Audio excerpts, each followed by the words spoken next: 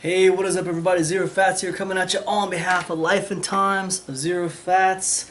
Welcome to Salute to Savings episode 2. I hope this video finds you all well. Today we're going to be talking about fiscal fasting.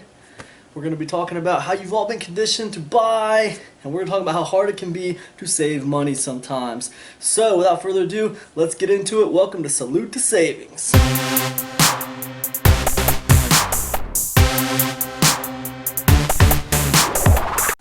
Okay guys, Salute to Savings, episode 2. Thanks for stopping by and watching the episode. I want to talk to you guys today about a little article I read a little while back that I thought was really interesting, and I want to give it a try.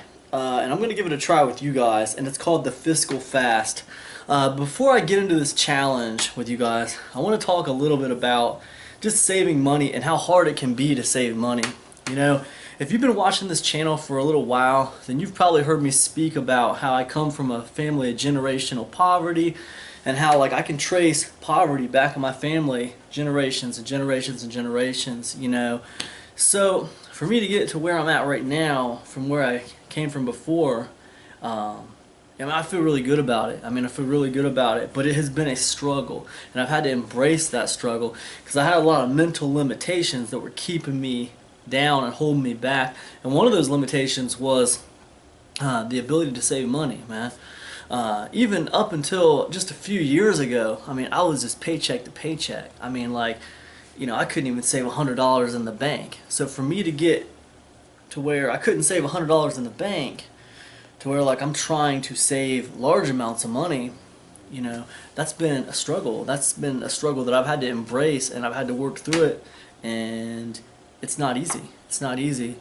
So some of you guys out there might be thinking the same thing, like, dude, it's really hard to save money. I can't save money. And I want you to know, man, this is a topic that I've studied and that I continue to study. I always say I'm a student of saving money. I want you to understand, first and foremost, it's not necessarily your fault that you can't save money. It might seem to you like it's your fault, but you have to understand you've been conditioned from a very young age to spend money. Right? The best marketing minds in the world have been working on you from a young age to spend money.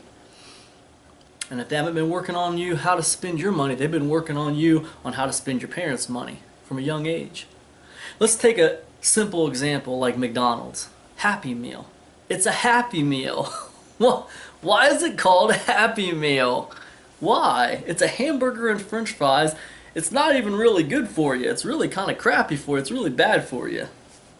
It's not going to make you happy in the long run. It's going to make you fat, and it's going to make you unhealthy. It's not going to make you happy.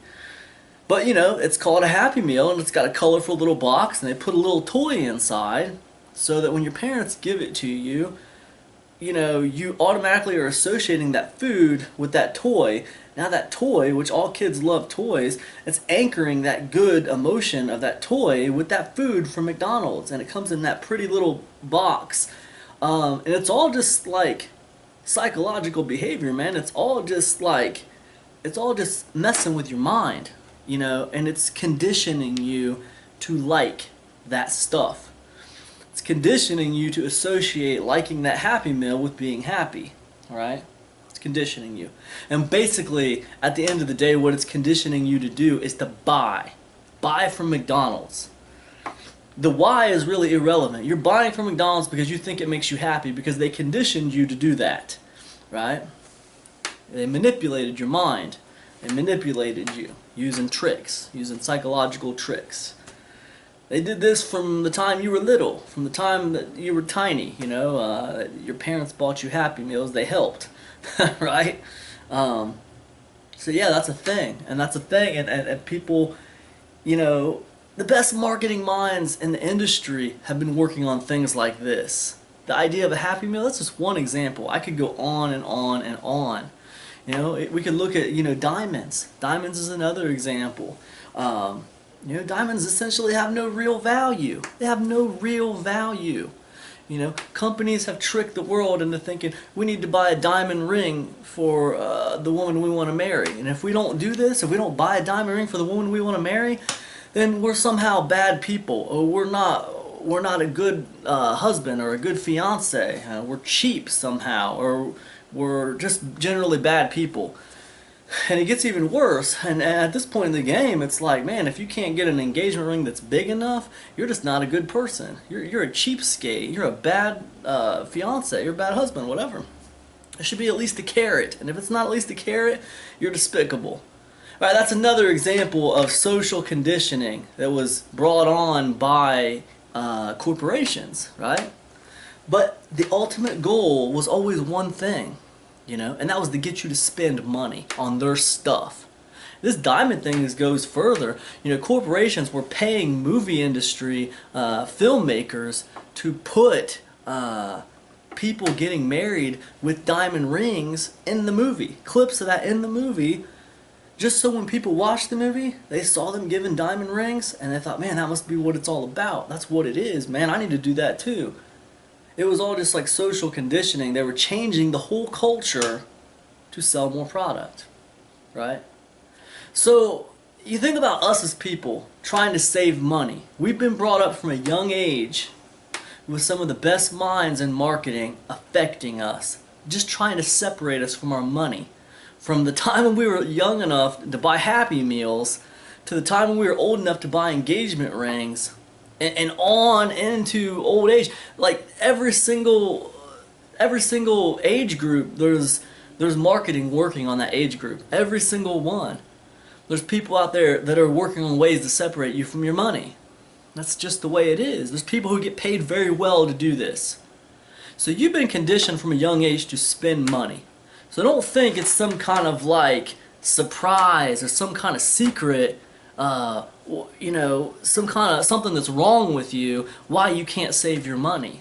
Okay? The best minds in marketing have been working on you and conditioning you from a young age to not be able to save your money. It's always buy. You know? So don't think it's like some kind of, you know, mystery why you can't save money. And I'm talking about people from doctors all the way down. It's not just people who don't have any money. I'm talking about people who have good paychecks, still living paycheck to paycheck. They have no idea how to manage their money. And they don't teach you how to manage your money in school. They don't do it. The only way you're going to get that education is if you take it upon yourself to get that education. You go to college for that type of education. And that's it. That's it. You're not going to get that kind of mandatory education in middle school, grade school, high school. You're not going to get it. So there's that. So don't blame yourself if you can't save money, okay? The best minds in marketing have been working on you since a young age to not allow you to save money, right? They've been working on ways to separate you from your money since you were a little kid. What else? Okay, so first thing, it's not your fault. That's what I'm trying to tell you. Second thing, I got my little timer set back here for 15 minutes. I'm trying not to go over it. The second thing I want to tell you is it's going to be a process, okay, to be able to become good at saving money. I want you to become a student of saving money. Be like me in that respect. Become a student of saving money. Alright? Study it, man. Study it like it's your job. Alright? Because honestly, if you want to work independently and be your own boss and do the kinds of things that I do, I mean, you have to become a student of saving money. I mean, you can't just let money just fly through your fingers as fast as you're making it. It's stupid. It doesn't work. So understand it's going to be a process. Okay, you're not just going to become a master saver overnight. You're not. You have to learn how to respect money. It's something people never taught you. You know, you've been taught all your life to spend, even if it was subconsciously. I'm talking about the little marketing tactics that places like McDonald's have been using on you since you were a kid. Okay, the natural instinct is to spend your money. Okay. What I'm telling you is you need to become a student of saving your money, and it's a process. It takes time. Okay, so last week we talked about the 10% rule. We talked about the 52-week method when it comes to saving money, and now I want to talk to you about something that I thought was really interesting that I was reading about a few months ago. It was called a Fiscal Fast, and I haven't got to try it yet, but I want to try it with you guys. So here's basically how it works with the Fiscal Fast. The way I read it was, for a determined amount of time, you basically don't spend any money on anything. You spend zero money out of your pocket. Zero, right? On I'm going to modify that a little bit for our challenge, okay? So here's what I want to propose to you. Let's challenge each other, okay, when it comes to saving money. Let's do a fiscal fast. It is now Monday, right? It's now Monday. As I record this video, it's Monday. This video is going to go up on the internet today, okay? I'm going to meet with you guys next Monday. That's exactly 7 days from now, all right? So let's say this. Let's start tomorrow on Tuesday. Let's have the fiscal fast start. All right, and let me give you the rules for the fiscal fast. Okay? Don't spend your money on anything unnecessary. If you need to put gas in your car, fine, put gas in your car. Okay? Don't go into the gas station and buy a bottle of water. Don't do it. It's unnecessary. You can get water from your house. All right? You can bring water with you from your house when you leave the house. You don't have to spend any money at the gas station. You don't need to buy a candy bar at the gas station, you know. If you go to the store for milk and bread, get milk and bread. If you're going to go to the store for groceries, write a list before you leave the house and go get exactly what's on your list. Don't pick up anything extra, okay? Alright, so that's the basics of the challenge. You know, don't buy anything unnecessary. Now, what I want you to do is I want you to keep a little journal this week. And I'm going to keep a journal too. Let's keep a little journal this week. Every time we're getting ready to buy something unnecessary, or we normally would have bought something that we did not buy because of this fiscal fast we're doing, we're going to write it in our journal, okay? Now, when we meet back up on Monday here for Salute to Savings, I'm going to go over everything that I did not buy that I would have normally bought, and I'm going to tally it up, and we're going to see how much money I saved with this fiscal fast. I want you guys to do the same thing. Tally it up in a journal and leave it in the comment section next Monday. Next Monday, come around, leave it in the comment section. Actually, you know what? Maybe I'll even start a blog. You know what? Here's what we'll do instead of that. I'm going to put this video, I'm going to embed it on my blog. So you can leave your fiscal fast journal on my blog, in the comment section of my blog, or you can leave it here under this video. I'm not trying to complicate it. We can do it either way. But let's compare notes next week. Next Monday, let's compare notes and let's see how much money we saved, you know? How many candy bars did you not buy because of this fiscal fast? Write it down in your journal as it happens throughout the week. You know, and you can keep that journal on your smartphone or whatever. I mean, just make it easy for yourself. Don't complicate your life over this. But the goal is, let's see how much money we can save this week. How much money did we save? I wonder if it'll be eye-opening. So anyways, that's my challenge to you. That's pretty much the video. I want you guys to not beat yourself up about not being able to save money. You've been conditioned from a young age to not be able to save money, really. Okay? You know, it's a process to getting to where you can save money. And number 3, let's challenge each other today. Starting Tuesday all the way through next Monday, let's do a fiscal fast together. Only buy things you absolutely have to buy, okay? Don't buy anything you don't need to buy, all right? You know, if you don't need to buy you know, a new pair of tennis shoes, don't buy them. Wait till the week's over to buy them. If you don't need to pay your electric bill this week and you can put it off to next week, put it off. This is fiscal fast. We're gonna save all our money if we can. If we don't have to buy it this week, we're not gonna buy it. Let's see what happens. And maybe I'm over speaking when I talk about the bills. I mean, don't go pay your bills. I don't care if you're paying them early or not. Just pay them, man. Don't put off paying your bills. But there's a lot of things out there that we all buy that we don't need to buy, you know. And that's just the way it is, man. A new baseball cap, you know, a new shirt, you know, a new pair of shoes, you know, just snacks at the store, just all kinds of just little piddly things that we buy. That new information product, do you really need it? You know, even if it's mine, even if it's my information product, do you really need it? Can you do without it? Can you find that information somewhere else for free? Maybe you can just put it off and see if you really need it. That's another thing, man. You put things off for a week or two and see if you still really want it. Sometimes we fixate on things, you know, we think we want them now, but if we just deprive ourselves a little bit, in a week or two, we might not even want it anymore, and it's not even a big deal. So some things, I think it's good to do that kind of thing with. You know, I know like there's been information products where like I put them off, and then one of two things happen. One, I'll move on and I won't need it anymore. Or two, I absolutely have to have it, you know, and that's it. And if two or 3 weeks goes by and I still feel like I absolutely have to have it, then, you know, I'll just pick it up, okay?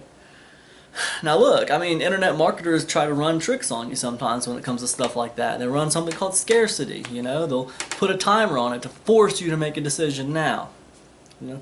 Now you have to be the man or the woman, you have to put your big boy pants on and decide if, you know, you absolutely need that, and if so, you buy it. If not, then you can hold off. There's a good chance they're going to relaunch, okay? A very good chance they're going to relaunch, okay? It's just the way it is. They might end it and it's the scarcity tactic, but there's a very good chance they're probably going to relaunch. I know I had a product called the ebook initiative. You know, it was available for 5 days and that's it. It's not been on the market since. You know, I have it as a bonus inside the affiliate command. So if you buy the affiliate command, you get the ebook initiative as a bonus. But even the ebook initiative, you know, I plan on relaunching that. When I have something else to say about ebooks, I'm going to relaunch the ebook initiative with that new information added. So it's not like it's gone forever and, you know, for good. I mean, it'll be back around. So don't let scarcity scare you. Generally, you know, I'm not saying it's a false sense of, you know, scarcity. I'm not saying it's false, but I mean, you know, lots of times products come back around. So if you don't need something, hold off on it, man. So anyway, that's my challenge to you guys today. Meet me here in a week, next Monday. We're going to compare notes on our journal. I'm going to tell you guys how much money I saved doing this Fiscal Fast for a week. You guys can compare your notes with me in the comment section. Or even better yet, do your own video. Do your own video, man. You do videos and send me videos. I'll tack them on in next week's video, man. It'll be sweet. Anyways, I'll catch up with you guys in the next one. Thanks for watching. If you like this video, please like, please share, please subscribe. I'll see you guys next week for a follow-up on Salute to Savings. Peace, everybody.